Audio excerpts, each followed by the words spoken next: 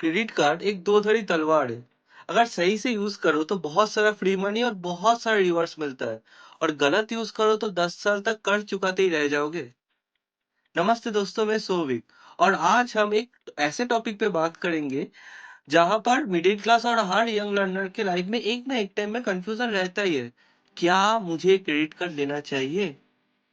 आज के इस वीडियो में हम स्टेप बाय स्टेप देखेंगे कि क्रेडिट कार्ड कंपनीज पैसा कैसे कमाते हैं, क्रेडिट कार्ड का सही यूज क्या है, कैसे गलतियों को अवॉइड कर सकते हैं, कौन सा क्रेडिट कार्ड आपके लिए बेस्ट है।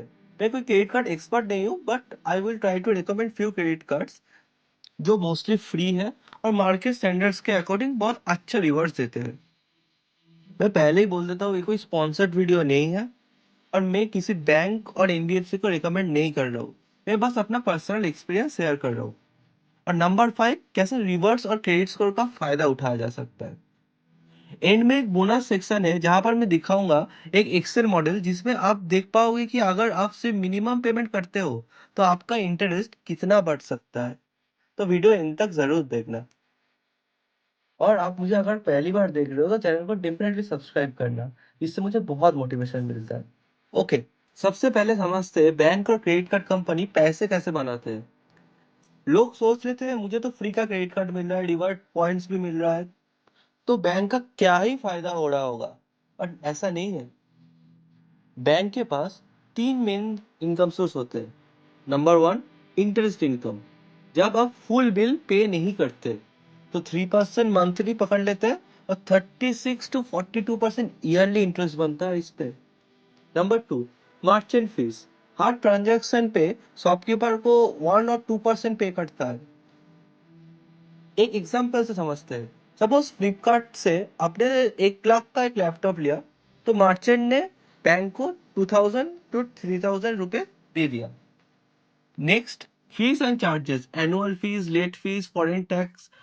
अभी most of the credit card में 500 to 1,000 ईयरली चार्ज रहता है। इसका अलावा भी कुछ कुछ हिडन सोर्सेस रहते हैं, जैसे foreign exchange markup, card replacement fees, reward redemption, etcetera. Foreign exchange markup is like जब आप डॉलर में पेमेंट करते हो। कार्ड रिप्लेसमेंट मतलब आप कार्ड रिप्लेस करते हो। ऐसे बहुत सारे हिडन फीस भी रहते हैं। आप स्क्रीन पे लगा हुआ है पाई चार्ट देखो। बैंक खुश हो जाता है जब कोई बंदा ड्यू मिस करता है। तो रूल नंबर 1, कभी ड्यू मिस मत करना। अब समझते हैं एक माइंडसेट प्रॉब्लम। लोग क्रेडिट कार्ड को लोन समझते हैं, पर असल में एक रिवॉल्विंग क्रेडिट लाइन है। मतलब हर महीने आप जितना यूज करते हो उसका बिल आता है, और अगर फुल पे कर देते हो तो कोई इंटरेस्ट नहीं लगता। एज फॉर एग्जाम्पल, आपने 5 अक्टूबर को 10,000 का शॉपिंग किया, स्टेटमेंट जनरेट हुआ 25 अक्टूबर को और पेमेंट ड्यू डेट है 10 नवंबर। मतलब आपने 10,000 यूज करके 45 दिन का इंटरेस्ट फ्री लोन लिया। ये स्मार्ट यूज है। लेकिन अगर आप 10 नवंबर को सिर्फ 2,000 रुपीज पे कर देते हो तो बाकी 8,000 पे इंटरेस्ट लगेगा, और वो इंटरेस्ट सिंपल नहीं, कंपाउंड होता है। तो क्रेडिट कार्ड स्मार्ट पेंडिंग के लिए है, बोरोइंग के लिए नहीं। आप बात करते हैं सबसे बड़ा मिथ, मिनिमम पेमेंट कर दो और टेंशन खत्म। ये सबसे बड़ा ट्रैप है। एग्जाम्पल के तौर पे आपका आउटस्टैंडिंग है 50,000, मिनिमम ड्यू होता है अराउंड 5%, मतलब 2,500। अगर आप हर महीने सिर्फ मिनिमम पे करते रहो और इंटरेस्ट 3% पर मंथ है, तो 9 साल लग जाएंगे क्लियर करने में, और टोटल 1.2 लाख चुका दोगे आप। मतलब 50,000 का सामान खरीदा, 70,000 का आपने इंटरेस्ट दिया। ये सिंपल इंटरेस्ट नहीं, कंपाउंड इंटरेस्ट का जादू है। हर महीने बैंक इंटरेस्ट पे इंटरेस्ट लेता जाता है और आप इसमें फंसते जाते हो। इससे हम क्या समझे? मिनिमम पेमेंट एक टेम्पोररी रिलीफ है बस, बट ये परमानेंट ट्रैप है। चलो अब इसका सही यूज समझते हैं। इस कार्ड को अपने फेवर में कैसे यूज करें। रूल 1, हर महीने फुल पेमेंट कर दो।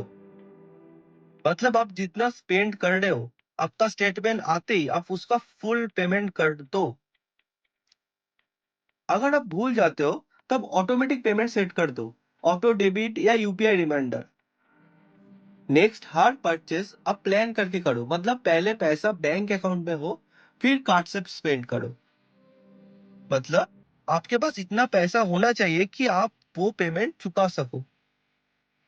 नेक्स्ट, आप कैश विथड्रॉल अवॉइड करो। आपके पास डेबिट कार्ड तो होगा ही, तब डेबिट कार्ड से कैश विथड्रॉल करो, नॉट क्रेडिट कार्ड से। क्रेडिट कार्ड से तब कैश विथड्रॉ करोगे तो आपको 200 रुपए का आई थिंक फीस लगता है। डिफरेंट क्रेडिट कार्ड में डिफरेंट रूल्स होगा, और इंटरेस्ट डे 1 से लगता है। और लास्ट, हर 3 महीने में स्टेटमेंट चेक करते रहो। कोई फ्रॉड या अननेसेसरी चार्ज नहीं लगना चाहिए। एक सिंपल सा माइंडसेट रखो, कार्ड पैसा खर्च करने का टूल नहीं है, ये बस डिसिप्लिन टेस्ट है। अगर आप डिसिप्लिन हो तो ये फाइनेंशियल एडवांटेज आपको मिल सकता है। ओके, नाउ डिस्कस कौन सा कार्ड चूज करें based on your spending habit. आपको 3 चीजों का ध्यान रखना है। 1, spending pattern. Number 2, annual fees और बेनिफिट्स क्या है। Number 3, interest rate and charges क्या है। और स्पेंडिंग पैटर्न के लिए, I mean shopping, travel, fuel, dining के लिए अगर आपको कार्ड लेना है तो अमेजोन पे आईसीआईसीआई क्रेडिट कार्ड ले सकते हो। फ्लिपकार्ट एक्सिस क्रेडिट कार्ड और फ्लिपकार्ट एसबीआई क्रेडिट कार्ड आप ले सकते हो। नंबर 2 पे आता है एचडीएफसी का पिक्सल प्ले क्रेडिट कार्ड। इसको यूज करके अब हर ट्रांजैक्शन में वो कुछ ना कुछ कैशबैक आपको डेफिनेटली मिलेगा। और last and my favourite credit card is KPR travel credit card. ये फेडरल बैंक की तरफ से आता है। ये भी ज्वाइनिंग फीस फ्री है, और आपको 10,000 के स्पेंड में आपको फ्री लाउंज एक्सेस मिलता है और बहुत सारा कैशबैक मिलता है। ये सब कार्ड्स आपको क्रेडिट हिस्ट्री बिल्ड करने में मदद करेंगे। मैं अगेन रिपीट कर देता हूँ, ये कोई रिकमेंडेशन नहीं है और ये वीडियो स्पॉन्सर्ड नहीं है। ये बस मेरा पर्सनल एक्सपीरियंस है और ये कार्ड्स को मैं खुद यूज करता हूँ। आगे बढ़ते हैं। आप बात करते हैं क्रेडिट स्कोर की सबसे अंडररेटेड कॉन्सेप्ट। जब आप कार्ड का बिल टाइम पे पे करते हो तो आपका सिविल स्कोर इंप्रूव होता है। Higher score easy loan approval मिलता है, बेटर इंटरेस्ट रेट मिलता है और प्रीमियम कार्ड्स मिलता है। एज फॉर एग्जाम्पल, सपोज मैं एक क्रेडिट कार्ड लेता हूँ और मैं सिर्फ मिनिमम ड्यू ही पे कर रहा हूँ। ऊपर से मैंने एक पर्सनल लोन लिया है जिसका मैंने लास्ट 2 मंथ्स में पेमेंट नहीं किया है, तो मैं एक लोन ट्रैप में फंस चुका हूँ।